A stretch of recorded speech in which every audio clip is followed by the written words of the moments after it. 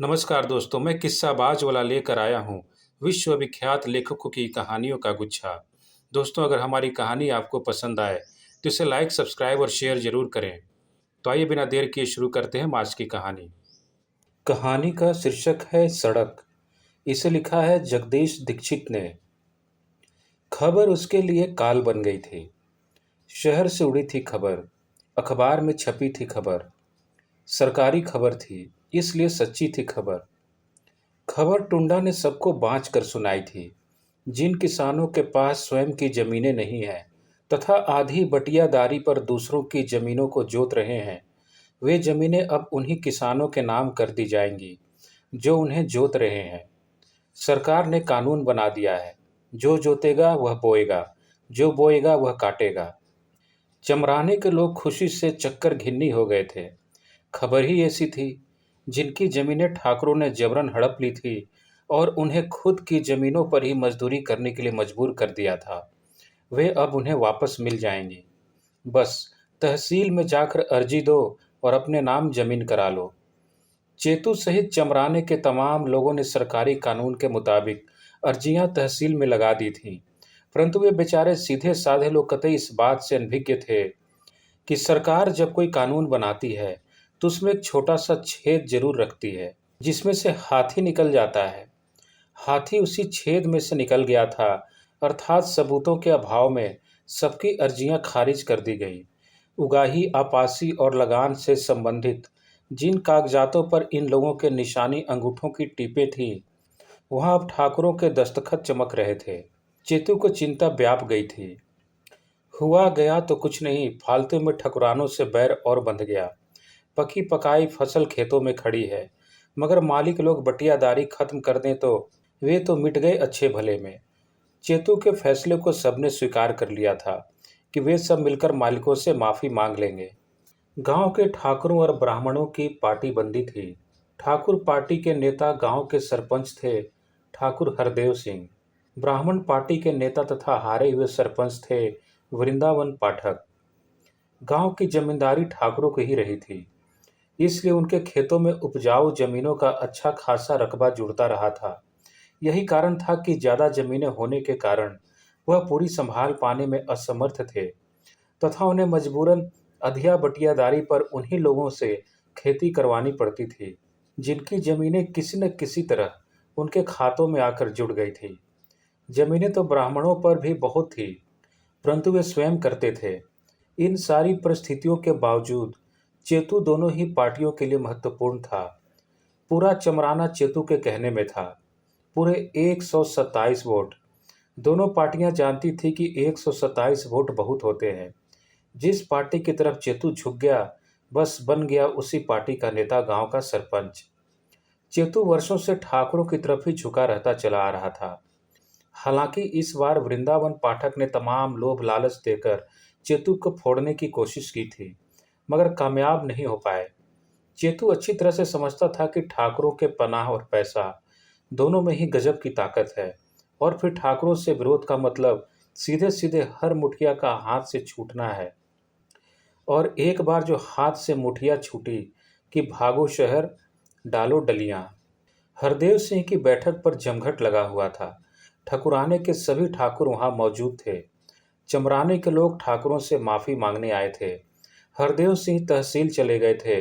उनकी अनुपस्थिति सभी ठाकुरों को खल रही थी, वरन तड़ाक फड़ाक में आज ही फैसला हो जाता। बैठकों के बड़े तख्त पर बड़े बूढ़े ठाकुर तथा उनके ही पास हरदेव सिंह के बड़े लड़के वीरेंद्र सिंह सहित ठाकुरों के अन्य लड़के बैठे थे। फर्श पर बैठा चमराने का हर आदमी ठाकुरों की जलती हुई निगाहों से बचने के लिए अपने आप में ही काफी हद तक सिकुड़ गया था। पंचम सिंह सुरती मलते हुए कह रहे थे, इन चमटों के भाव सोई बहुत बढ़ गए हैं, बिना पनाह के ठीक थोड़े ही होंगे। पंचम सिंह की बात पर सब लोग सहम उठे। पनाह की बात ने लड़कों के चेहरों पर चमक बढ़ा दी। वे तैयार बैठे थे, जरा सा इशारा मिले कि चट चटाक शुरू। मगर बड़े बूढ़ों ने उन्हें समझा रखा था, जब तक हरदेव सिंह तहसील से लौट कर नहीं आ जाते तब तक ऐसी वैसी कोई कार्रवाई नहीं होगी। तमाम पांव चूमने और नाक रगड़ने के बाद भी कोई नतीजा नहीं निकला। ठाकुर फैसला किए बैठे थे कि जमीनें तो छीनेंगे ही, साथ ही साथ पक्की पकाई फसल भी, और जरा भी गड़बड़ी की तो पनाह भी देंगे। वे सब लौट पड़े थे, आंखों में ढेर सी निराशा, रोटी की अनिश्चितता और भूख की निश्चिंतता के लिए चमराने की ओर। पूरे विवाद की खबर पड़ते ही वृंदावन पाठक चमराने पहुंच गए थे। चेतु के चौंतरा पर लोगों को इकट्ठा कर उन्होंने एक एक के कान मंत्र फूंक दिया था। वृंदावन नागनाथ हैं। चेतु क्या, गांव के तमाम लोग यही कहते थे कि हरदेव सिंह अगर सांप नाथ है तो वृंदावन नागनाथ, काला भुजंग नाग, जिसका डसा हुआ पानी भी नहीं मांगता। ऐसा न हो कि बातों की महुअर में खेलता खेलता नाग एकदम डस ले। लोगों के कहने पर चेतु को जबरन विश्वास करना पड़ रहा था। कुछ न कुछ तो करना ही पड़ेगा। हाथ पर हाथ धरे बैठने से काम तो नहीं चल पाएगा। जमीनें तो जाएंगे ही, सब तैयार हैं। कल वृंदावन पाठक के साथ कचहरी जाकर ठाकुरों के खिलाफ मुकदमा दायर करेंगे। हरदेव सिंह तहसील से लौट आए थे। पूरी बात वीरेंद्र सिंह से सुनकर वे बेहद गुस्से से भर उठे थे।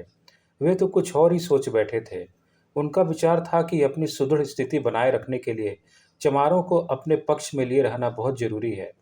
कारण जरा सा भी चूके कि वृंदावन पाठक तैयार बैठा था। तहसील में जब अर्जियां लगी थीं, तभी उन्होंने अपने लोगों को समझा दिया था, कुछ नहीं होगा, चिंता की कोई जरूरत नहीं है, सब ठीक हो जाएगा, सब ठीक हो जाएगा। वे सोच बैठ वे सोचे बैठे थे कि उनकी उदंडता को वे हंसकर टाल देंगे। इसके पीछे उनका स्वयं का एक बहुत बड़ा स्वार्थ था। 3 गांव भीतर से जो पक्की सड़क बनती थी, उसका टेंडर वीरेंद्र सिंह के नाम खुला था। उनका विचार था कि फसल पक्की पकाई खड़ी है, ज़्यादा से ज़्यादा 15 दिन बाद चमराने के सारे लोग दाएं बाएं से निपटकर एकदम फारिग हो जाएंगे। फिर उनके पास कोई काम नहीं बचता। तब वह जिससे कह देंगे, मजदूरी करने के लिए मना नहीं करेगा। सस्ती मजदूरी, बढ़िया काम, लेबर के भागने वागने का कोई खतरा भी नहीं।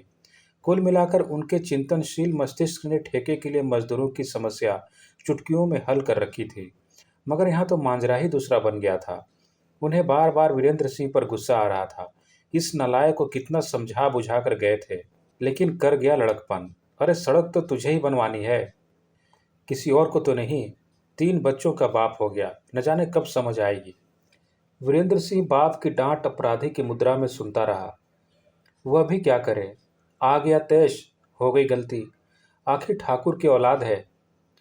हरदेव सिंह पूरी तरह चुप्पी साधे और चिंतन की सघन प्रक्रिया से गुजरने लगे। 3 टेर भेज चुकने के बाद भी चमराने से कोई नहीं आया। वृंदावन पाठक भी अच्छे खिलाड़ी हैं, मगर छिछली चालें चलते हैं। यही कारण है कि हरदेव सिंह को उनकी चालें जल्दी ही समझ में आ जाती हैं, और फिर वे पंडित जी की चाल को अपनी गहरी चालों से काट देते हैं। चमराने में लोग गदगद हो गए थे। सरपंच हरदेव सिंह खुद चलकर उनके पास आए थे, तथा ठीक उसी तरह जिस तरह एक पिता अपने बच्चों की गलती माफ़ कर देता है, उसी तरह उन्होंने सबको माफ़ कर दिया था। इस देवता के प्रति लोगों की आंखों में श्रद्धा उमड़ पड़ी थी। चेतु तो निहाल हो गया था। उसने झुककर ठाकुर साहब के पांव छुए तो उन्होंने उसे अपनी छाती से चिपटा लिया। पंडित वृंदावन इस बार फिर मात खा गए थे। सड़क का काम जोर शोर से चल रहा था। ठाकुर हरदेव बेहद खुश थे। वे सांप भी मार चुके हैं और लाठी भी उनकी सुरक्षित है। इस सड़क के काम में उन्हें 20% का फायदा दिखाई देता है। इतनी सस्ती लेबर अगर वे चून बांध कर घूमते तब भी नहीं मिलती। 3 रुपये 50 पैसे आदमी और 3 रुपये औरत, वह भी सब विश्वसनीय, मगर फिर भी लेबर है, इसका क्या भरोसा। इसलिए अपने टाइम कीपर को उन्होंने सख्त हिदायत दे रखी है, 5 दिन का काम कराओ, तब 3 दिन का पेमेंट दो। लेबर क्लास का कोई भरोसा नहीं, कब कहाँ भाग जाए। गरम डामर की बाल्टी को ढोते हुए चेतु को आज भी हाथ में पकड़ी हुई हर मुठिया याद आ जाती है। लेबर का दूसरा साथी मजदूर झपटता हुआ सा जब उसके हाथ से बाल्टी छीनकर सड़क पर डामर बिछाता है तो चेतु का रोंवा रोंवा कलपने लगता है। आग बराबर जलती है, डामर बराबर पिघलता है और सड़क पर बिछता है। आग उस दिन भी जली थी। बचाओ, दौड़ो दौड़ो, पकड़ो पकड़ो जालिमों को। लोग पगलाए से आग पर काबू पाने का प्रयास कर रहे थे, मगर सारे प्रयास असफल हो गए थे। खलिहान में लगे गेहूं के सैकों में से उठने वाली लपटें आसमान छूने लगी थीं। लोग बस असहाय से रो रहे थे और आंसुओं के पर्दे के उस पार देख रहे थे, राख होती अपनी मेहनत को।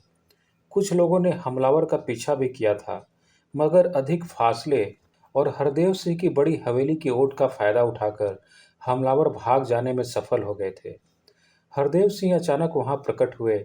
अन्य तमाम लोगों के साथ वह बेहद तैश में थे। कौन लोग थे? किधर की तरफ भागे? अरे राम राम, बड़े जालिम लोग थे। भला इन गरीबों से क्या दुश्मनी हो सकती है उनकी? देखो तो क्या सत्यानाश किया है, क्या मिला इन गरीबों को उजाड़ कर। हरदेव सिंह लोगों को संतावना दे रहे थे। वातावरण में दर्दनाक चीखें कांप रही थी। अंधेरा थरथरा रहा था और उल्लू बराबर उसी आवाज में बोले जा रहा था जैसे उसकी सत्ता को चुनौती देने वाला कोई नहीं है।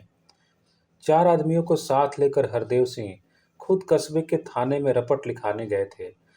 अपराधी बिना कोई सबूत छोड़े भागने में सफल हो गए थे। अतः रपट शक सुबह के आधार पर लिखी गई थी और शक सुबह से उन लोगों की तरफ से हरदेव सिंह ने वृंदावन पाठक आदि का नाम लिखा दिए थे। चेतु बौरा सा गया था। उसे पूरे बदन में जहर चढ़ता सा महसूस हो रहा था। इसका अर्थ है नाग डस गया। वृंदावन ने खलिहान जलने का पूरा नज़ारा अटारी पर से ही देख लिया था। जल्द ही उन्होंने अपने साथियों को इकट्ठा किया और मंत्रणा करने लगे। ठाकुर फिर आगे बढ़ गया था। पुलिस में रपट लिखाई जाएगी और नाम उनका उनके साथियों का ही होगा, यह उनका पक्का विश्वास था। पुलिस का डर तो उन्हें कतई नहीं था। वे ऊंचे स्तर के नेतागिरी में विश्वास करते थे। उन्होंने फैसला लिया कि वह मुंह अंधेरे ही गांव से निकल जाएंगे। राजधानी पहुंचकर मंत्रियों आदि से मंत्रणा करके इस कांड का भंडाफोड़ करेंगे। यह कांड उन्हें गांव के सरपंच से एमएलए और एमपी तक पहुंचा सकता है। वह मुंह अंधेरे ही गांव से निकल गए थे। सवेरे ही मैं दल बल सहित दारोगा जी गांव में पहुंच गए। शक सुबह शक सुबह में जिनके नाम भी थे उनमें से भी कोई दरोगा जी को गांव में नहीं मिला। इसलिए अपनी तहकीकात रिपोर्ट में उन्होंने उन लोगों को ही पक्का अपराधी करार दे दिया था जिन लोगों के नाम शक सुबह में थे। हालांकि वे सब जानते थे। चमराने के लोगों की व्यथा दरोगा जी ने हरदेव सिंह की बैठक पर ही सुनी थी तथा इस हृदय विदारक घटना के प्रति गहरी संवेदना भी प्रकट की थी और लोगों को विश्वास दिला दिया गया था कि अपराधी को जरूर सजा मिलेगी। ठाकुर साहब ने भी उन लोगों को विश्वास दिला दिया था कि वे उन्हें भूखों नहीं मरने देंगे। सड़क का काम शुरू हो रहा है। कल से ही सारे लोग काम पर पहुंच जाओ। एक बार फिर से सारे लोग ठाकुर की दया से गदगद हो उठे थे। सड़क का काम तरक्की पर है, मगर कुछ दिनों से ठाकुर साहब उदास दिख रहे हैं। आजकल वह बातचीत पर खींचने लगते हैं। कारण है धन्य सिंह, उसका विश्वसनीय नौकर। बिना बताए जाने कहाँ चला गया है धन्य सिंह। एक छोटी सी बात को लेकर कहा सुनी हो गई थी और उनके मुंह से उसके लिए अचानक कुत्ता निकल गया था। इसी बात पर शायद वह नाराज हो गया था और बिना पूछे बताए न जाने कहाँ चला गया। वीरेंद्र के साथ साइट पर वह उसी को भेजते थे, लेकिन अब उन्हें खुद जाना पड़ता है। ये सब तो भुगत लें, ये सब तो भुगत लें, मगर धन्य सिंह का मालूम पड़ना तो जरूरी है। 3 गांव भीतर से बनते बनते सड़क हरदेव सिंह के खुद के गांव को पार करने लगी है। सभी अफसर कहते हैं काम तरक्की पर है। चेतू को बार बार लगता है कि जिस दिन सड़क पूरी बन गई उस दिन उसका गांव छूट जाएगा। हाल फिलहाल गांव में धरा ही क्या है, फिर तो शहर मेहनत बस, और कोई हिला भी नहीं है। आज का काम खत्म हो गया है। सभी मजदूर बाल्टी में भरे मिट्टी के तेल से अपने हाथ पांव साफ कर रहे हैं। रात धीरे धीरे गहराने लगी है। टुंडा शहर गया हुआ था। भागता हुआ आया है टुंडा। शहर से जिस बस में टुंडा आया है उसी बस से वृंदावन पाठक भी गांव आ गए हैं। बहुत दिन बाद गांव में आए हैं। वृंदावन पाठक के साथ में धन्य सिंह भी है। ठाकुर हरदेव सिंह का विश्वसनीय नौकर धन्य सिंह। टुंडा महत्वपूर्ण खबर लाया है। खबर शहर से उड़ी है, अखबार में छपी है खबर। टुंडा उसी खबर का अखबार सबको बांच कर सुना रहा है। धन्य सिंह को फोड़कर वृंदावन पाठक ने आग के केस में सरकारी गवाह बना दिया है। उसी के बयान की खबर है। मजिस्ट्रेट के समक्ष अपने इकबालिया बयान में धन्य सिंह ने बताया है कि आग लगने की घटना से वृंदावन पाठक का कोई संबंध नहीं है। आग गांव के सरपंच ठाकुर हरदेव सिंह ने लगवाई थी। हैं? हरदेव सिंह ने? चेतु सहित सारे लोग भौचक्के हैं। हर एक के दिमाग में सैकड़ों प्रश्न घुमड़ रहे हैं। क्यों लगाई? कैसे लगवाई? हम गरीबों ने क्या बिगाड़ा था ठाकुर हरदेव सिंह का? टुंडा आगे बाँचता है। हरदेव सिंह को सड़क बनवाने के लिए सस्ती दर पर मजदूरों की ज़रूरत थी और चमराने के लोग इसलिए मजदूरी करने के लिए तैयार नहीं होते, क्योंकि इस बार गल्ला अच्छा पैदा हुआ था। वे इस बात को अच्छी तरह जानते थे कि जब तक इन लोगों के पास खाने को रोटी है, तब तक ये सड़क पर मजदूरी नहीं करेंगे। इसलिए ठाकुर ने इन गरीबों की रोटी छीननी आवश्यक समझी और उनके खलिहानों में आग लगवा दी। घटबरिया के पाखड़ वाला उल्लू फिर बोलने लगा है। चेतू का लहू गुस्से के कारण धमनियों में सनसनाहट मचाने लगा है।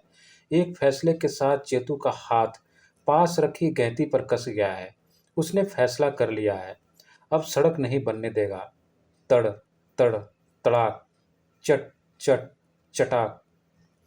चेतू गैती से बनी बनाई पक्की सड़क को खोद रहा है। अन्य मजदूर भी उसके साथ जुट गए हैं सड़क को तहस नहस करने के लिए। ठाकुर हरदेव सिंह के चेहरे पर हवाइयां उड़ रही हैं। वृंदावन पाठक के ठहाके में सरपंची का पुट है, मगर टूटती हुई सड़क की आवाज़ से दोनों ही सहम गए हैं। धन्यवाद।